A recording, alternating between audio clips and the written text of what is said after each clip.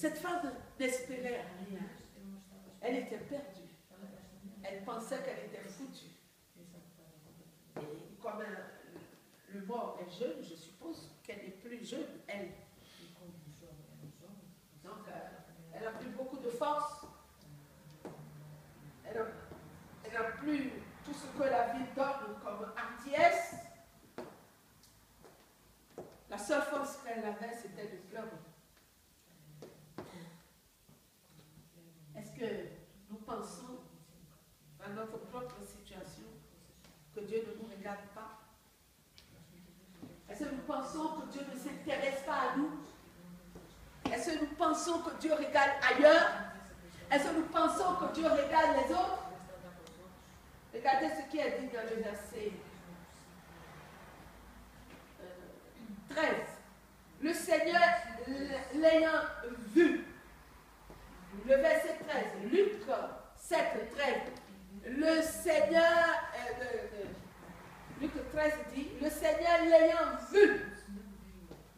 Luc 7, 13. Le Seigneur l'ayant vu. Dieu te voit ce matin. Amen. Jésus te regarde ce matin. Jésus te voit, quelle que soit l'affliction dans laquelle tu es, quels que soient les problèmes dans lesquels tu es, Jésus, lui, il te regarde. Il te voit. Amen. C'est sûr, et si nous sommes sûrs que Jésus nous voit dans tous les détails, si nous sommes sûrs que Jésus nous voit, nous allons être transportés de joie. Jésus l'a vu. Jésus nous voit ce matin. Jésus s'intéresse à notre cas. Jésus s'intéresse à notre situation. Jésus s'intéresse à tout ce qui se passe dans notre vie. Vous savez, pourquoi il y a le mal dans le monde? Les gens vont dire c'est ceci, c'est cela. Mais je peux vous dire, c'est Adam qui a ouvert la porte au péché. Et depuis, il y a des guerres, des famines, beaucoup de mauvaises choses, jusqu'à la mort qui arrive aux gens. Souffrance, tragédie, catastrophe, drame. Et Jésus a dit quelque chose qui est très important. Pour les croyants, ceux qui croient dans le nom de Jésus, vous pouvez lire Jean 16, 33. Jean 16, 33, vous pouvez le lire. Adam a ouvert la porte pour que les souffrances rentrent dans le monde entier. Mais Jésus, le Fils de Dieu, a ouvert par la foi la porte pour que autre chose rentre dans le monde. Amen.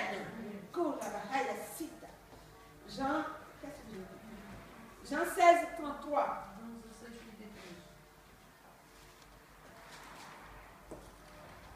Jean 16, 33.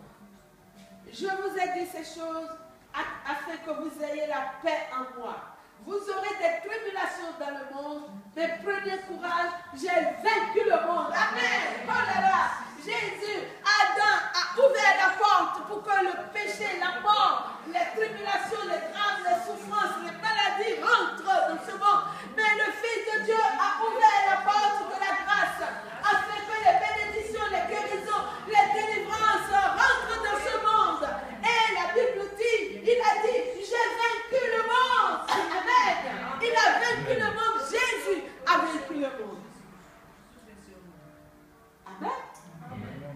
Nous sommes sûrs que Jésus nous regarde. Alors, il a vu. Il a vu cette femme. Et qu'est-ce qu'il a dit? Il est ému de compassion. Est-ce que nous sommes sûrs que Jésus est ému de compassion dans notre situation? Est-ce que Jésus est touché par notre situation? Est-ce que Jésus compatit à notre situation? Même quand je fais la vaisselle, Jésus, il s'intéresse. Même quand je fais la couture, Jésus s'intéresse. Quand je travaille, Jésus, il me voit. Il est à côté de moi. Il est en moi. Il est là. Il me regarde. Il sait tout ce que je fais, ce que je pense, ce que je dis. Il sait tout. Jésus, c'est le seul espoir de l'homme. Amen. Cette veuve a rencontré, quand le cercueil a quitté sa maison, beaucoup de gens qui pleurent, beaucoup de gens religieux, le chef de la synagogue, de l'église, grande église, ils étaient là, ils pleuraient avec elle. Ils étaient là avec la Torah, avec la Bible, ils pleuraient avec elle. Parce que eux, ils n'ont pas vaincu le monde. Ils ne peuvent pas apporter la solution à cette veuve. Amen.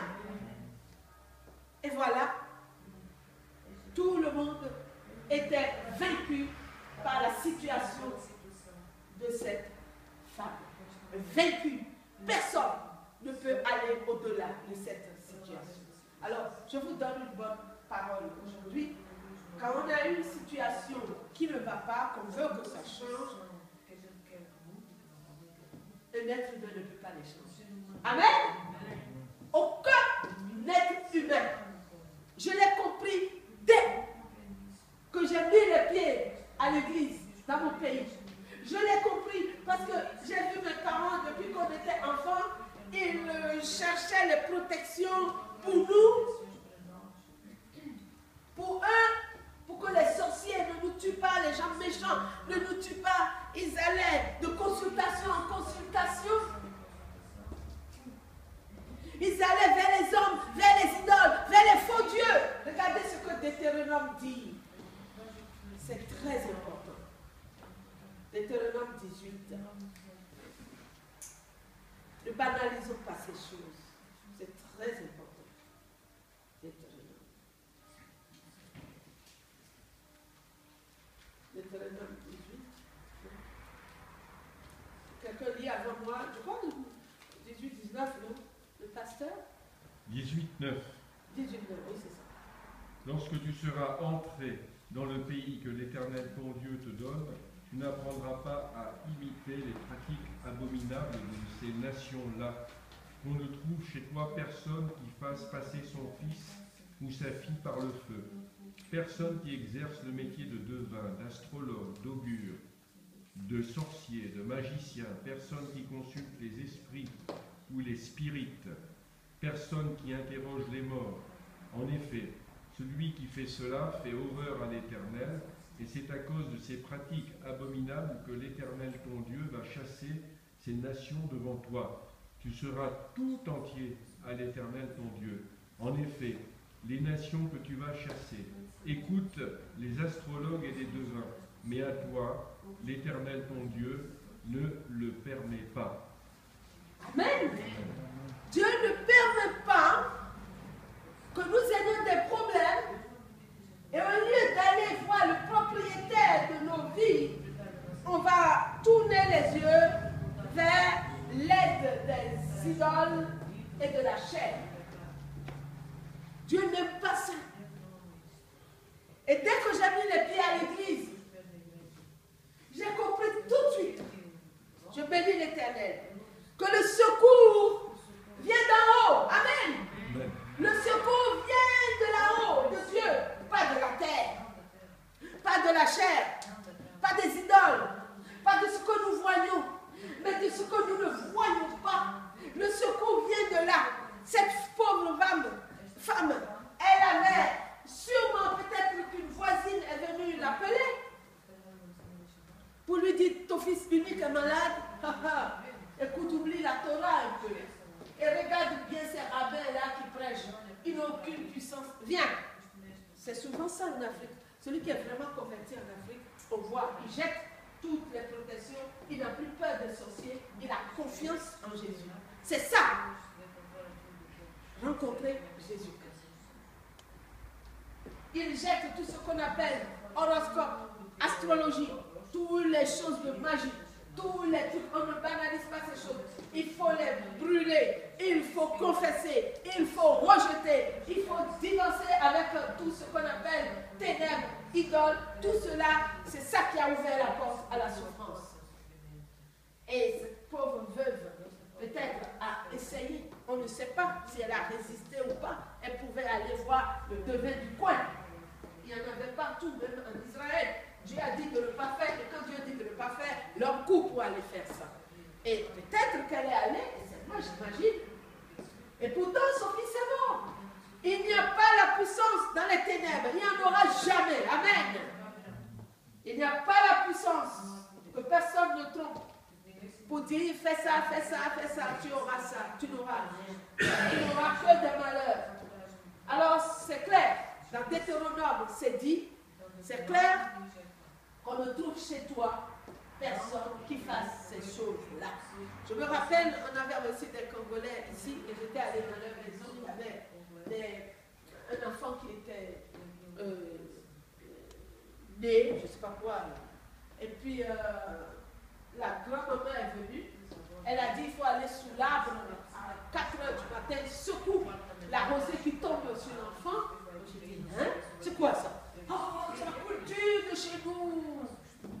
Écoutez bien, la culture ne peut rien faire. La culture de nos pays, ça ne peut rien faire. Ça détruit l'ordre. Ça fait du mal à l'ordre. C'est impuissant. C'est le contraire. Chaque pays a sa culture. J'ai ma culture et quand les gens meurent, il faut rester dans la maison. Il y a des jours qu'on respecte avant de sortir. Les évangélistes qui observent encore ces choses n'ont jamais rencontré Jésus-Christ. Quand on rencontre le vrai Dieu, on jette toutes ces choses à la poubelle. Pourquoi? Parce que ces choses, c'est en abomination à Dieu. C'est à cause de ces choses que l'homme est chassé de devant la face de Dieu. Ceux qui se rallient à ces superstitions sont chassés devant Dieu. C'est marqué dans Deutéronome, on vient de lire. C'est à cause de ces choses que je chasse les nations devant Dieu. Si on vient te chasser de devant Dieu, il faut aller faire ces choses. Alors là, on est chassé de Dieu. C'est une parenthèse. Donc, cette veuve